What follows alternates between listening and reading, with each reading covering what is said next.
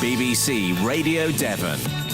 Janet Kipling. It's another Devon debate, and this afternoon we're talking about the mother of a severely disabled boy who's suing a theme park for failing to provide a special type of loo. 11-year-old Adam George's mum says Flambard's theme park she's been trying for 2 years to get a special changing places toilet put in there. Flambard says it's going to cost over £40,000 and could affect jobs. Tell us about loos, access and facilities where you are in Devon, whether you feel discriminated against or whether you think people with disabilities expect too much. Would you pay an extra £100 a month to save the NHS? Taxes are going to have to rise to pay for the NHS if the UK is to avoid a decade of misery, say experts. Is it fair we should all pay? If not, who should? And where exactly should we get the money from? And do you fancy a relaxing spot of dry stone walling? That's what Will Young's doing to relax. What do you do? Call BBC Radio Devon on 0808 100 1034. Text 81333. Start your message with the word Devon. Email devondebates@bbc.co.uk. The mother of a disabled 11-year-old boy is suing a Cornish theme park for failing to provide an appropriate toilet for her son. Adam George loves having fun. Have a listen to him going down a zip wire.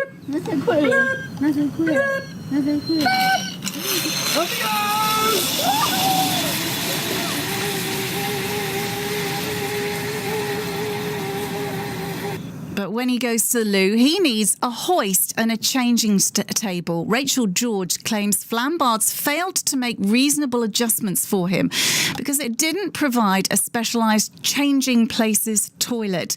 They're bigger than standard toilets and they have extra space in them. But the park's manager, Richard Smith, says putting in one of these would be unreasonably expensive and could affect jobs. Inclusivity obviously is important for us to make sure that everyone has access to our park and the rides. We have to bear in mind that there is an overall cost to putting in a full-on changing places unit, and we've been quoted for the building as well as the equipment in excess of £40,000. That would have an effect on jobs possibly, and what we have done as a sort of interim stage is put in a mobile hoist, a changing bed, and we're getting feedback from the disabled community on what's working and what's not working so as we can carry on developing the structures we've put in place. Let's talk to Rachel now. She's on the phone and can tell us more. Rachel, tell us first of all a little bit about the condition that Adam has and what he needs. Adam has a neuromuscular condition. He cannot stand unaided. He needs a lot of physical support to move around. He's a full-time wheelchair user, but actually he's an 11-year-old boy first and foremost, and he loves being active. He loves being out with his friends, and Flambard's theme park is his favourite place in the whole world. And this is a very expensive business, though. They're saying about £40,000. I have no idea where they've got that figure from. I happen to know that there's a local charity in Cornwall installing one actually as we speak, and they're doing it for less than £9,000. Cornwall Services did it for £6,500. Longdowns Farm Park, I think it's Southampton Way, they installed one into an old shipping container for £15,000. So there are many, many options available, and I'm not really sure that Flambards over the last 2 years have contacted any companies at all. I've tried putting them in touch with companies. I've given them details. I've let them know when companies are in the area doing other facilities, and they've had no interest in talking to us. And initially, when we instructed a solicitor, they had no interest in talking to our solicitor either. Well, let's not air those allegations because Flambards aren't actually with us to answer them. I must just read a little bit of their statement. They say that you and your son have been visiting Flambards for several years, and they've been informed it's one of your favourite places. It says, Adam has grown his requirements regarding toilet facilities, and they've changed. It's been brought to their attention by you only recently, and they've worked very closely with the Cornwall Accessible Activities Programme in order to make adjustments which would be suitable not only for Adam, but for people with a wide range of disabilities, including installing a fully adjustable changing bed and a hoist in a dedicated room in addition to disabled facilities. Isn't that enough? Firstly, I started asking them in June 2016. I don't call that very recently. And their first response to us was very positive and said that actually we're not the first people to ask for these facilities. So they know they are needed by others. They've not discussed it with us at any point, and if they had, we would have told them why a mobile hoist isn't going to work. They have discussed it with the charity, but I do know that the people that run it are wonderful people, but they don't hoist people. So realistically, the best people to talk to when you want advice are people who actually hoist others to the toilet, or people who are hoisted themselves. You're part of a group called Changing Places, which is a group aiming to increase access for disabled people who need hoists and changing tables. So this is very important to you. Absolutely. It's access to a toilet when out is something that we all take for granted, and we all expect those facilities to be there. It shouldn't be too much for a disabled person to expect safe, dignified access to a toilet. I want to bring in now, and if you'll hold on there, Rachel, and listen to what she's got to say, Gillian Scottford, who's very active in your group Changing Places. It's part of Accessible Derbyshire, and that's where she's talking to us from today. Gillian, you campaigned for better access for your son as well, didn't you? But tragically, he died last year. Is that right? That's correct, yes. And hello to Rachel. My heart goes out to Rachel and Adam, because I know the difficulties firsthand that are faced by families who require these sorts of facilities. And the situation for me, of course, last year, sadly, Tom died. And that is the one thing that, like Rachel said, that every day we all take it for granted that we need to go to the toilet, and that you go out and a toilet will be there to meet your needs. But when you have a severe disability, that isn't the case. And what goes off behind closed doors in a bathroom is quite often is something that people don't see. And the Changing Places campaign raises awareness of the need for these vital facilities.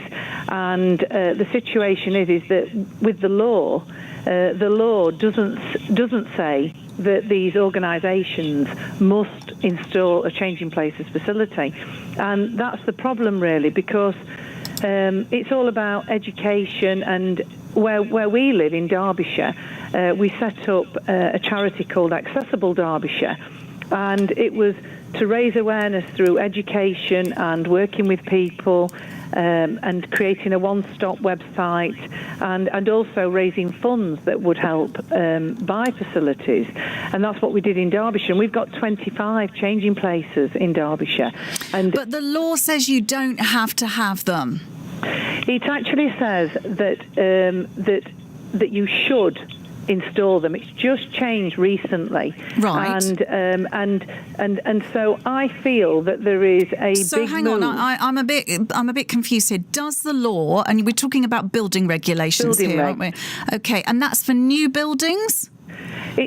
What they're recommending is that large buildings, places like public spaces, train stations, attractions, so we're not talking small coffee shops, restaurants, that sort of thing, but these big public spaces, it has just changed to say that they should install Changing Places facilities. But they don't have to. But they don't have to. Right. And Australia have just brought in, they've got this big move for Changing Places in Australia, and it looks like that they will beat us in bringing it to legislation, so that people know that that facility needs installing. So all these attractions, all these railway stations, airports, that these facilities are put in place. And price-wise, it does vary. It varies enormously, depending on what people want. So someone could have a mobile hoist and an adult changing bench in a room, or a proper changing places facility, which is a certain dimension with certain facilities. And then you've got things like mobiloos, which I know Rachel has borrowed, she's hired, and it's enabled her to have days out. So the thing is that people need a helping hand. They need education. And it was only a matter of time, really, before someone who'd struggled for so many years actually said, no, this can't carry on. And so I know Flambourds, I've not seen the details, but I know that they have installed an adult changing table and a mobile hoist. And for me, caring for my son, that would be just a brilliant sight, to be able to know that I could change my son if I visited somewhere. But it does affect tourism. It affects tourism enormously, because families, there are 250,000 people in the country who need these facilities. And it's not just them, but it's all their families, it's their friends, and they actually plan holidays around these facilities. And I know Cornwall has not got many changing places. But nonetheless, do you not have sympathies with these organisations who are trying to balance the books and trying to keep everybody happy, want to attract people, etc., etc.? But it's a big outlay, isn't it, for maybe not that much use? Well, for example, at the Chatsworth Horse Trials a couple of weeks ago, the mobiloo was in place, and by lunchtime 6 people had used it. Now that's 6 families who would not have been able to go to that event if that facility hadn't have been there. So the awareness is raising. I do feel sorry for people, and because I look at things from all angles, and we always say, because we actually have an access consultancy called Access for All UK, and we deliver changing places training on accessible tourism, and basically we work with organisations to raise awareness. And like the key is education. Anyone who would see a situation like what we were facing every day and what Rachel faces, they would very clearly understand that this is a vital facility that's needed. But Gillian, we must leave it there. I want to go back to Rachel. Rachel, you're still with us? Yes, I am. 2 questions. Firstly, hasn't Flambourds done enough? They say they've put in this in their statement. Where is it? Let's bring it in. They've installed a fully adjustable changing bed and a hoist in a dedicated room, in addition to disabled facilities. This isn't enough? It is a child-sized changing table, not an adult-sized changing table. And actually, They did this without asking us, without discussing with us, without finding out if it would work for us, or without finding out if there were any other issues to consider. And actually, a mobile hoist is really hard to use. They take an enormous floor space. And if you can imagine, I don't know if you saw the photos of the hoist on the news earlier today, but you can imagine the floor space. Can you imagine pushing that around a room to get a person on the toilet? I have a back problem, as do a great many carers. Back, shoulder, neck injuries, knee injuries, you name it, carers are injured. And actually, a mobile hoist is not the safest way for a person being hoisted or for their carers. Flambourds have only recently done this. They didn't discuss it with us. They didn't even tell us that they had done it. Otherwise, we would have spoken about it. Now, let's go back to Gillian's point there, that under the building regulations, facilities should have these, but they don't have to. Now, you're taking this illegal action under a different piece of legislation, aren't you? Under the Equality Act. The Equality Act says that you cannot treat a disabled person less favourably. And it also says that reasonable adjustments should be made, and that the person who needs the adjustment must not be expected to pay for it. And actually, over the last couple of years, we've had to bring in our own toilet facilities at a cost of £360 each time. So Adam has been treated less favourably under the Equality Act.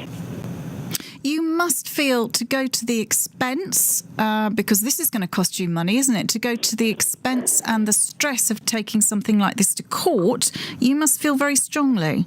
I do. This is Adam's favourite place to go. And actually for disabled people and disabled children, everyone recognises that children need to move. We all recognise that physical play is vital for emotional development, physical development, brain development.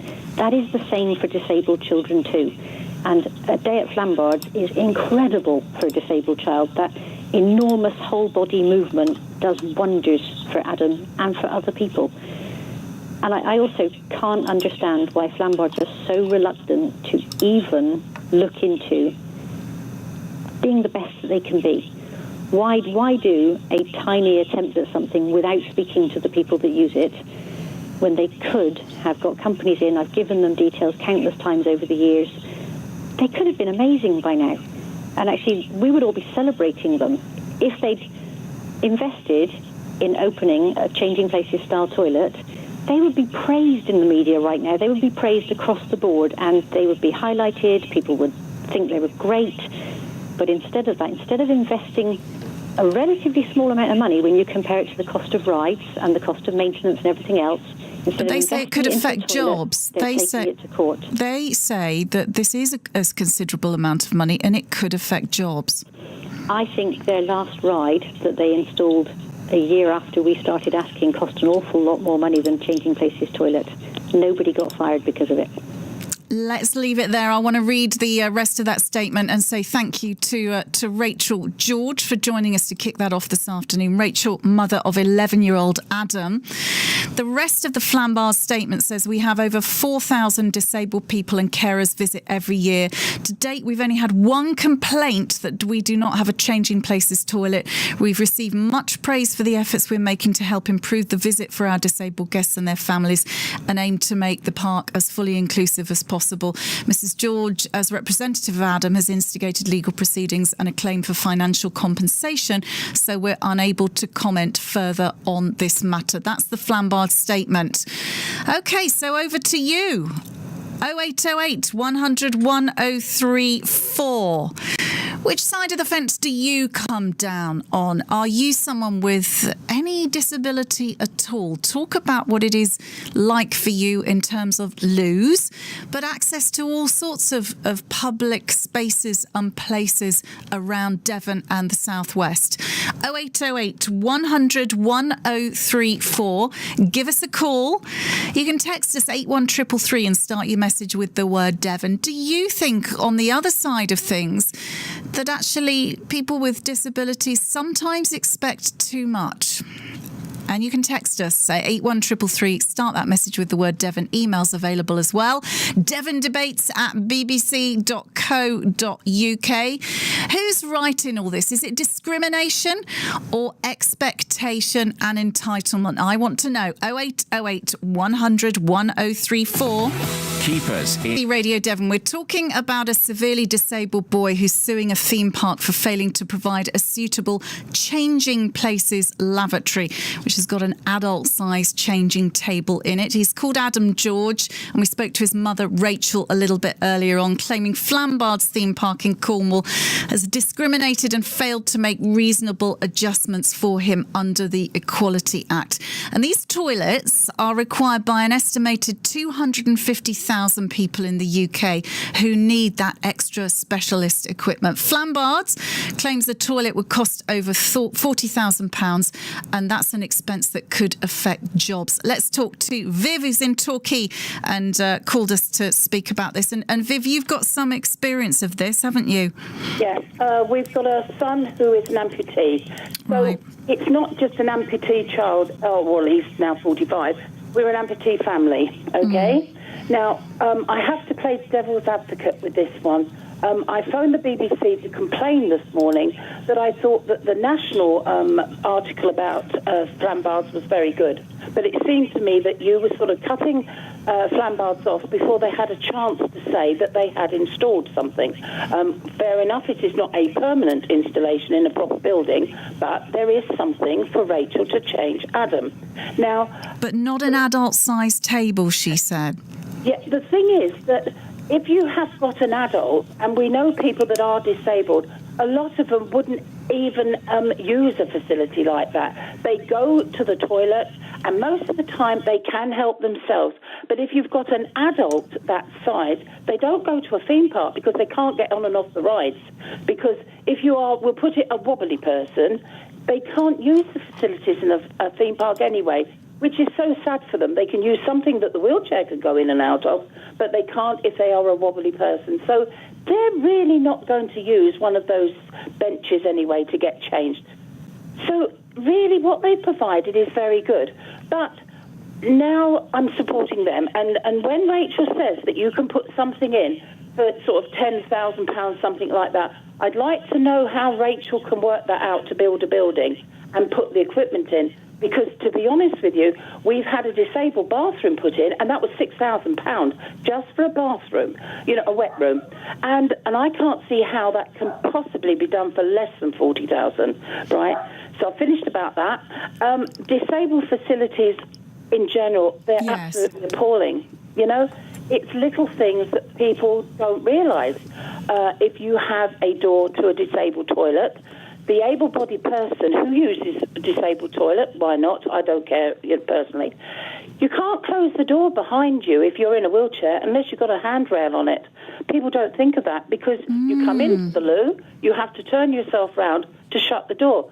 But you can't if there's no handle on the back of the door, so you have to go out for the edge of the door. They don't think of that.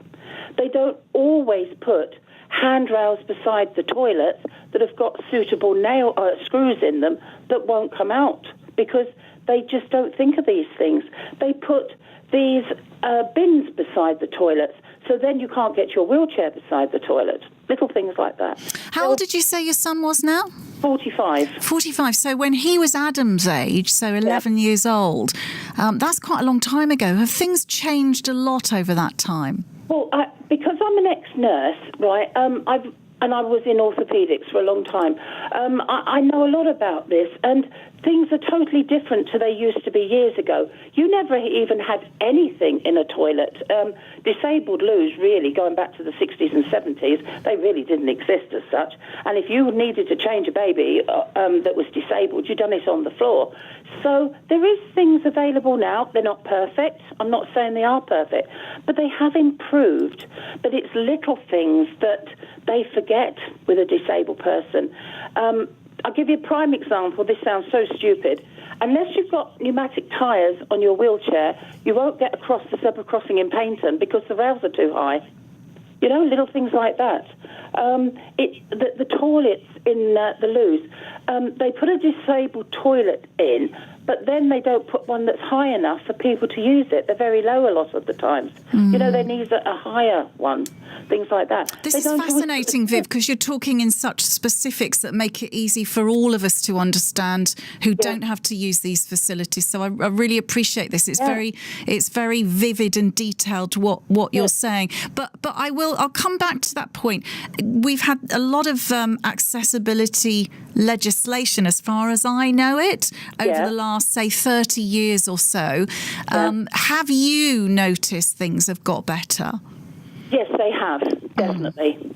But as I said, they're not good enough. Not perfect. Yeah. Okay. It is like quite a few pubs, and this is a bugbear we have, that they say they're disabled friendly. Okay, so you go to these pubs, but you have to walk upstairs to get to the disabled toilet. They are disabled friendly, but they're not wheelchair friendly. Right, okay. That seems such an obvious thing to rectify, doesn't it? Do you have sympathies, though, with particularly smaller businesses? And Rachel, Adam's mum, says that, of course, she didn't expect cafes and smaller businesses all to install these. But how do you feel about smaller businesses which might be on very narrow margins having to put in in all sorts of things for disabled people. It can be quite tough, can't it? Yeah, I can't see how they can do it. And when we had the bathroom the wet room put in, we had it VAT exempt, okay? But I don't know whether they are entitled to VAT exemption for that. So if they've got to pay the VAT on top of it, that's going to put an extra expense on it as well. And they don't get used all the time. I know people say, oh, they're used all the time. They're not used all the time. Believe me, they're not. And because I've asked cafes and things, how often do they get used? And they've said to me, very rarely, sort of thing. And but everybody has their own view on this. I am against what Rachel is saying. I'm sorry. And she's saying she wants compensation. Is it for her or is it for the son? Or well, she's not here at the moment. I would imagine it would be for the money they've spent over the years in having to buy in their own toilet facilities. Yeah. But I don't know that, and she's not here anymore. So we won't speculate on that. But I really like what you're saying generally, Viv, and that's what I want to do, taking it out more widely rather than this specific case. So thanks ever so much for your call. Okay. Good to talk to you. Bye-bye. That's Viv in Torquay. Your thoughts, 0808 100 1034, and your experiences. If you've got a disability, when is the last time you really struggled to get in a place or go to the loo or do something that you really wanted to do? 0808 100 1034. And what would make a difference? What fixes would you like to see? Kelly, thanks for your tweet. She says, stop clicking your mouse, Janet, when you're on air, when you're interviewing. It comes across as very rude and annoying. I'm sorry about that, Kelly. I've got endless amounts of things on my screen here. The travel news is coming up and this piece of music, and then I've got to read this out, and this is what I'm currently looking at. So unfortunately, I've got to go between them, but I agree with you. It must sound distracting. I've tried to make some little adaptations to the level of my microphone, so hopefully you won't hear it so much. And I absolutely promise you, I am paying attention. Absolutely. It's just the nature of the beast, unfortunately. Richard in Tiverton saying, I think we should take our hats off to Flambars for doing what they've done. I wonder how many motorway services have fitted these facilities. Jill says, I've got every sympathy with the severely disabled, but this boy's mother cannot possibly expect Flambars to provide a specific type of toilet that would cost in the region of 40,000. Of course, she disputes that, Jill. She said it would cost a lot less than that. If you would follow this through, she will expect every cafe, restaurant, public toilet, tourist attraction, bus station, railway shelter, theatre and cinema to install one, which is absolutely ridiculous. Again, I think she did say, in fairness to her, she well understands that smaller places can't do this. She says, I really hope Flambars win the case. This woman is being unreasonable, in my opinion. That was Jill. Let's talk to Ria in Barnstable and hear what you've got to say about that. Hi, Ria. It's Rita. Hello. I beg your pardon, Rita. Okay. Tell us what you think then. Is this something you've had experience with? Oh, well, Janet, it's not in this area. I live in Barnstable, North Devon, but my mum lives in Essex. Sorry, I'm first-time caller. Oh, it's so lovely to have you, and I got your name wrong. I'm so sorry. That's all right. Anyway, I visit Mum every 6 to 8 weeks and love to take her shopping, and she loves, can I mention the big supermarket which it involves? Go on. Well, it's go on. Sainsbury's. Okay. And you won't believe this, but we shop in there, and there are no toilets at all in Sainsbury's, not even for disabled people, which my mum is disabled. I've written to the chief exec, Michael Coote, twice, and I've written a letter to the Daily Mail as well. And now you're on air telling us all about it. Well, anyway, I've had letters back from his PA, and apparently the policy is that if they haven't got a cafe, they don't have to provide toilets. But I mean, it's been refurbished, this Sainsbury's, and it's a big Sainsbury's, bigger than our one in Barnstable here at Rounswell, and there are no toilets. And I've suggested perhaps they have a key system for disabled people, like the radar key, that they can go to customer services and have a key to go to the toilet. But they say that because there's no cafe, they don't have to provide them, and that they've been vandalised. But I've said to them, like Lidl's, Aldi, our lovely stores in Bideford have got beautiful disabled facilities. Have they? Give some bouquets. I want to know who's doing it well. Oh, Lidl's, they've got disabled toilets at Bideford, and they have Aldi's in Bideford as well.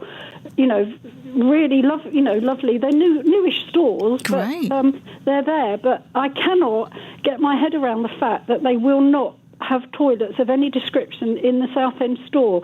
And it incensed me the other day in the Daily Mail when Mr. Coop was getting, an enormous bonus for this and a bonus for that. And I just said, can you not just give the go-ahead, Mr. Coop, for toilets to be opened in your Southend store? Because, children and elderly people, all sorts, have problems. You need to take, mothers and babies to the, whatever. But we just don't go there anymore because Mum can't go to the toilet, and she needs to sometimes. It's very interesting, isn't it? Because I suppose it has to stop somewhere. Otherwise, every shop would have to have a toilet. This is a big supermarket, Janet. It's like everybody gets caught short, and I just hope Mr. Coop gets caught short very soon. Really? And that he needs to go to the toilet. But, if you've got your grandchildren, little children, anybody, and they say, "Oh, Mummy, I need to go for a wee," and there's no toilets. What do you do? I said to them in Southend, well, where's the nearest toilet? It's way up the road at the cinema. And you don't know if they're going to let you use the toilet, but my mum wouldn't be able to walk that far. I'd have to get her in the car again, out, in, it just... It's too much. And I'm led to believe, I've got no figures on this at the moment, although I'll look them up in a minute, that the number of actual public loos, so this is loos run by the council or whatever, those are falling.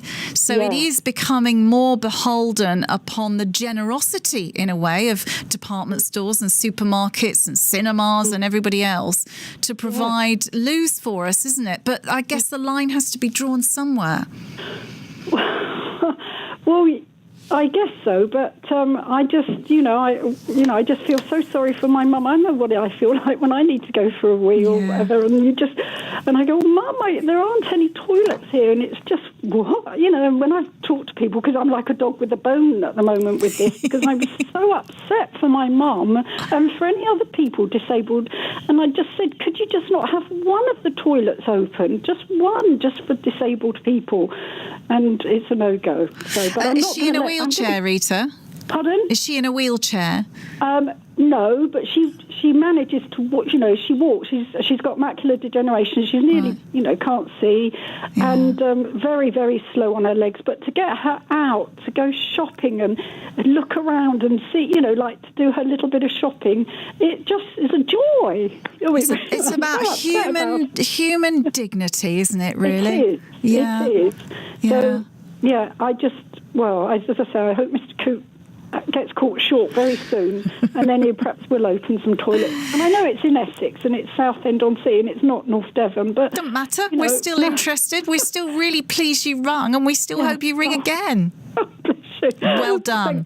Thank you, Janet. It's never so bad the second time. You'll be off and running, I promise you. Oh, thank you. All right. Cheers then. Bye-bye, Rita. That's Rita in Barnstaple.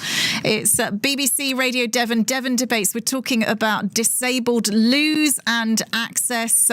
This severely disabled young boy, Adam George, he's 11 years old, and he's suing a theme park for failing to provide a suitable changing places lavatory, which is a very specific type of lavatory with an adult-size changing table on it. Let's talk to Steve Paget. He's the chair of Disability Cornwall, and I want to know what he thinks about it. Is this asking too much, Steve? Something that, let's face it, not that many people will need to use? It depends what you mean by not that many. By discriminating against anybody, it might be seen, just one person might be seen to be too many by the person involved. After all, don't forget, we're 23 years now after disability legislation came into being to prevent discrimination against disabled people. But it's not reflected in building regulations, is it? This is interesting.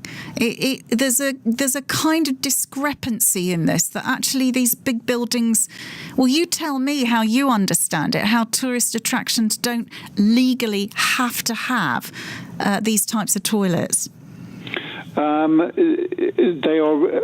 All businesses are required to make a reasonable adjustment, and what does that mean, though? That's vague, isn't it? Exactly. The size of the business, the turnover usually determines what would be deemed to be reasonable. And I suspect in this case specifically it will take a test case in law to determine exactly what reasonable is in this case. What would you like to see happen? I think times have moved forward in 23 years since legislation came in. I think times have moved forward. The numbers of disabled people out there have increased. And therefore, and so have the needs of those with severe disabilities who require such a facility. And if in the case of Flambards, it's been there, let's face it, for well over 40 years now, I think, or certainly 30 years.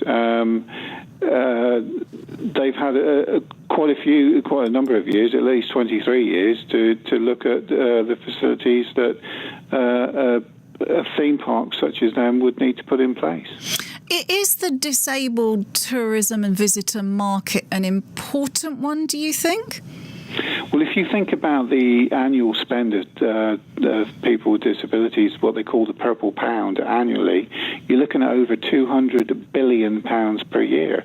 That's not million, that's £1 billion per year. So as an owner of a business, can you really afford to say no? Steve, it's good to talk to you, and I want to hear from you. 0808 100 1034. What do you think should happen? Not just with this case, but everywhere. I want to know, Rita talked about, well, she gave a bouquet to Aldi and Lidl in Bideford.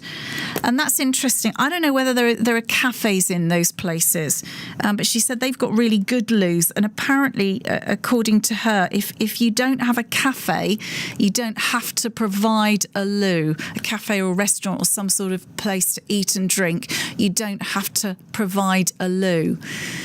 But if you want to hand out some bouquets to places in Devon that are doing it really well, then I'd like to hear from you. Where have you struggled?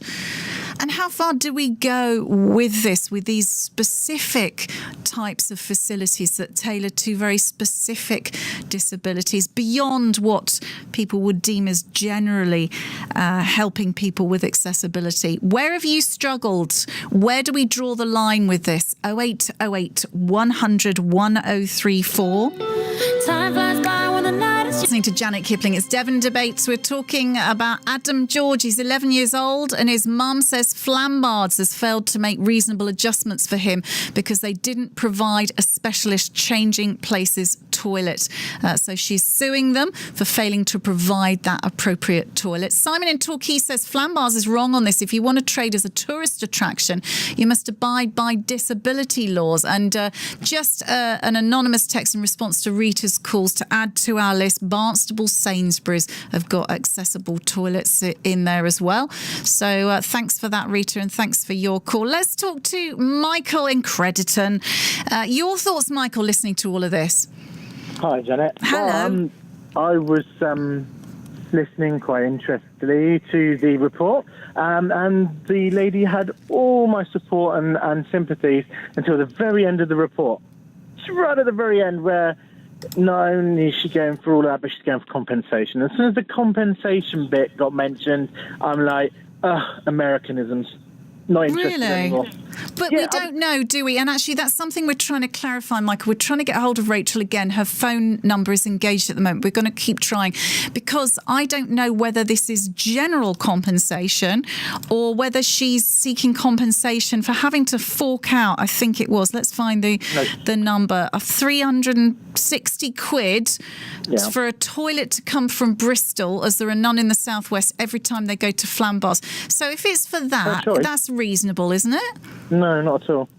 Not at all. You know what is reasonable is the publicity she's gaining from doing this, and also if Flambards at the end of it put an accessible toilet in, that's reasonable if that's what she's suing for. But if there's compensation involved as well, then that's kind of makes it more dirty as far as I'm concerned. And more to the point,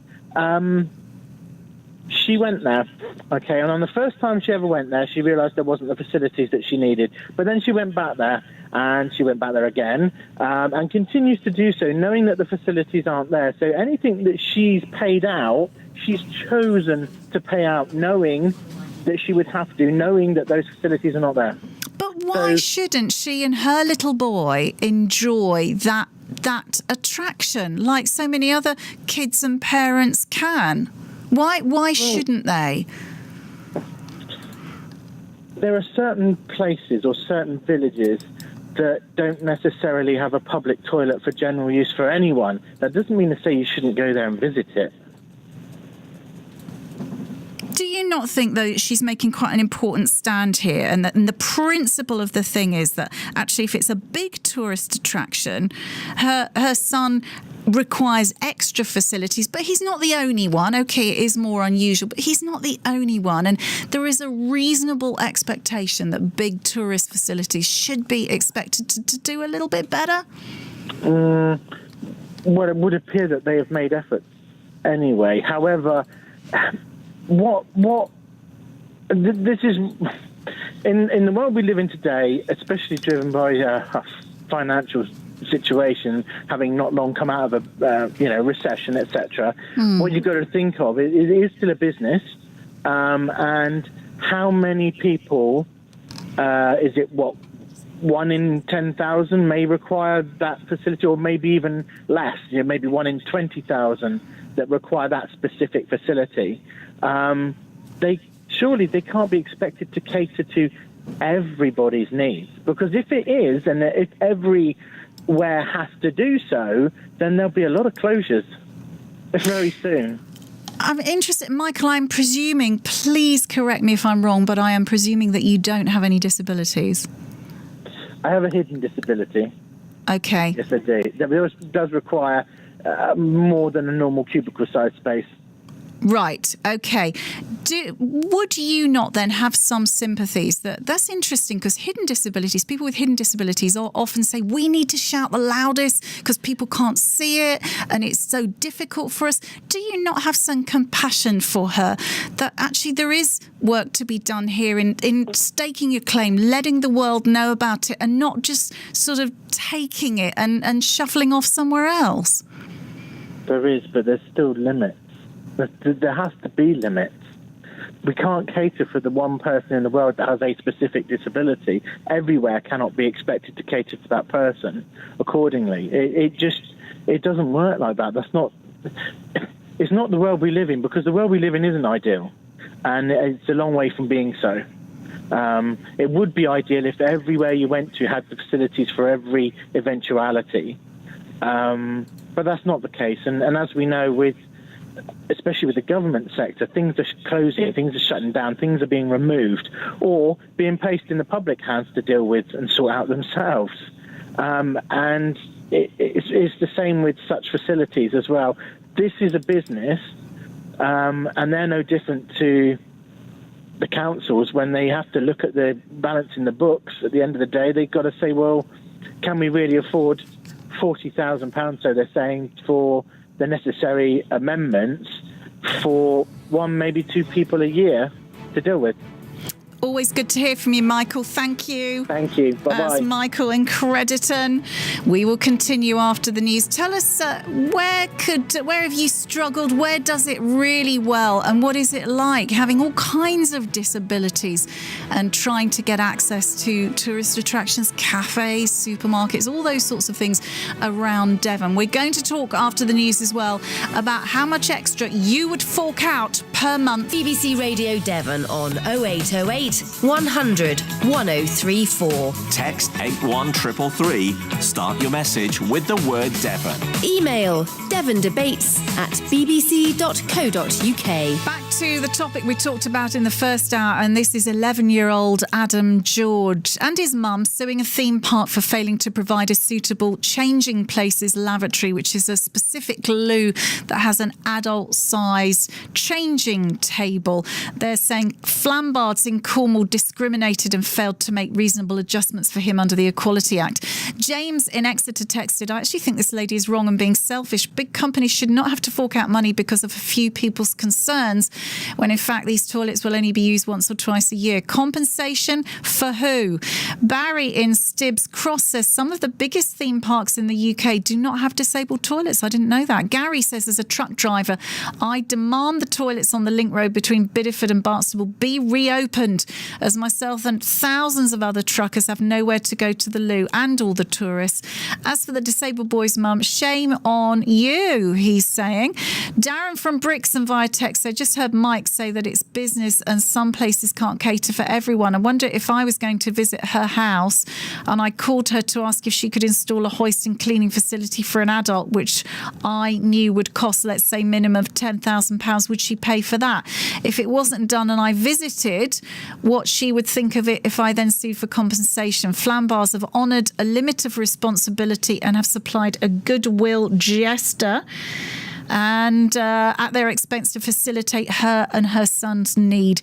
Anonymous text, I've been trying for over 10 years to get a changing places toilet in North Devon. We only have one in Asda, and that's in Barnstable, but we need a lot more. That's really good to hear from you. Thank you. It's great to hear from someone sharing that experience who's, there's something resonated there.